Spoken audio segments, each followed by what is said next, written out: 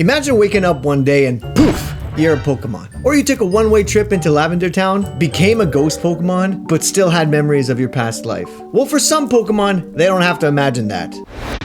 Now, there's a lot of Pokemon created by human spirits or emotions, but there are specifically 3 Pokemon that used to be human that give me the heebie-jeebies. The first Pokemon is an ice Pokemon, so let's get to a place a little more fitting.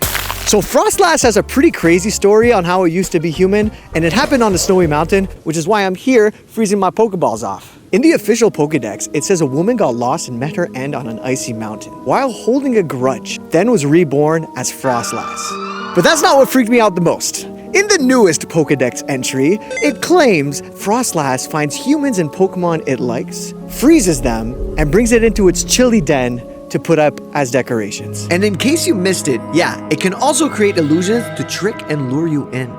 But don't worry, it only goes after handsome men. What I find a little bit confusing is that Pokemon logic doesn't make sense because Snorunt, the Pokemon right before, didn't start as a human. So we can't really go with Pokemon logic unless, and let me tell you, unless, this is just how the first Pokemon came to be of that species. So the first Froslass was a woman. And maybe, just maybe, a Snorunt fell in love with a Froslass. Made it, then evolution did its thing. Centuries go by, and now, female Snorunts hunger for lady souls filled with regret.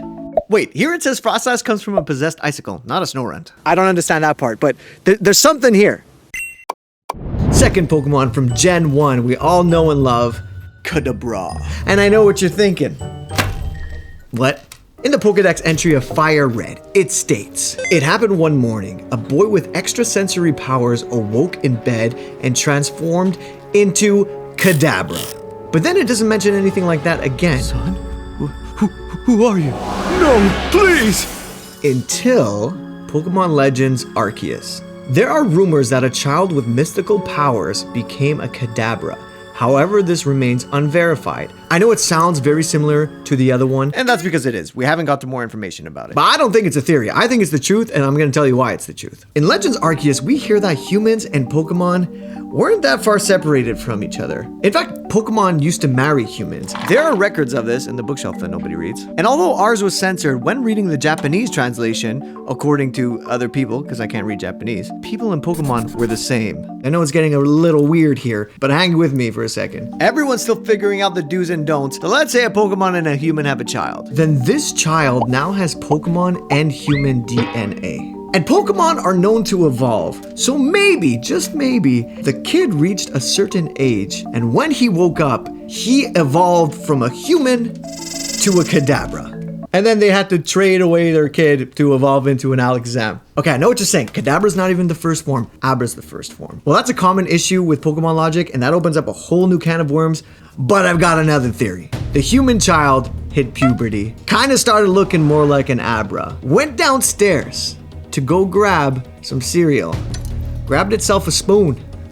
Mom and dad saw, oh my god! And they thought the Abra was a Kadabra because Kadabras hold spoons. Or maybe that's why Kadabras hold spoons. Yo, this theory goes so deep. To be honest with you, I think that all Pokemon that used to be human were the first of their kind, except Kadabra. There wasn't other humans turning into Pokemon. It's just that new species of Pokemon started mating. Because like, if you go into the wild and you see a bunch of Abras or Kadabras, they're not all kids.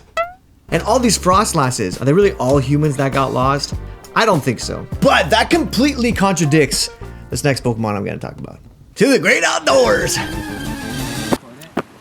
Just so you know, we climbed a completely different mountain because this one had tree stumps and the other one didn't. And my pants are a little too tight, so it was kind of hard to get up here. Splack a like for the effort. The story behind Phantump is another reason why parents shouldn't let their 10-year-old kids travel the world.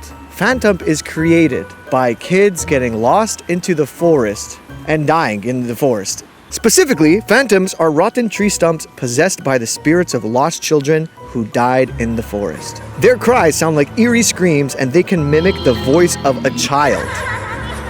Who are those blobs? And this Pokemon would trick people, make friends with them, lure them into the deep forest, get them lost, and, well, it doesn't say what happens after that, but you can probably assume it gets lost and turns into more Phantumps. It's kind of a tragic story. I could believe Phantumps are still created this way. I know there are many Pokemon based off humans, emotions, spirits. I just thought these ones were like the coolest ones to talk about. If you know crazy stories that I didn't mention, block it in the comments and join our Discord. Finally, I want to talk about Yamask. Yamask arose from the spirits of people. Nothing fancy, not from any people with grudges, no curse, just anybody who was in a grave. I assume in an Egyptian area because its evolution is a sarcophagus. I don't know how it works, but some people, when they go bye-bye, they go hello again as a Yamask. But what's so sad is what it's holding with it. Each of them carry a mask that resembles their face from when they were human. Sometimes they look at it and cry. But I've got a theory that I haven't heard anybody talk about, and I'm pretty proud of this one. I think when they arise from their sleeping ground, they grab their old skull. Which is kind of weird because if it's fresh, it's not like a skull anymore. Ugh, whatever. And holding a skull kind of embodies the reminder of mortality, or memento mori. I'm not a philosopher, but memento mori is usually paired with a skull to signify death is inevitable, so reflect on that. An irreversible change to most. But not Yamask. His situation is like literally flipped over. And now he himself holds a skull and asks, Why am I here? Where's my wife? Why are you so sad? Ah, shut up in your face. to be or not to be? Because it's like Hamlet. I don't know Shakespeare, but I know that one. He also learns the move Memento. Kind of cool, maybe a thing. From this day on, I encourage everybody and myself to read every Pokedex entry we see when we catch a Pokemon. Now, don't forget to vote for our 2025 favorite Pokemon survey. We're already at 5,000 votes. Yeah, it's doing pretty good. My Pokeballs! And thank you to our supporters. If you want to join, click below. And it means I don't have to do sponsorships. I mean, I'm not getting any sponsorships, but I'm still not doing them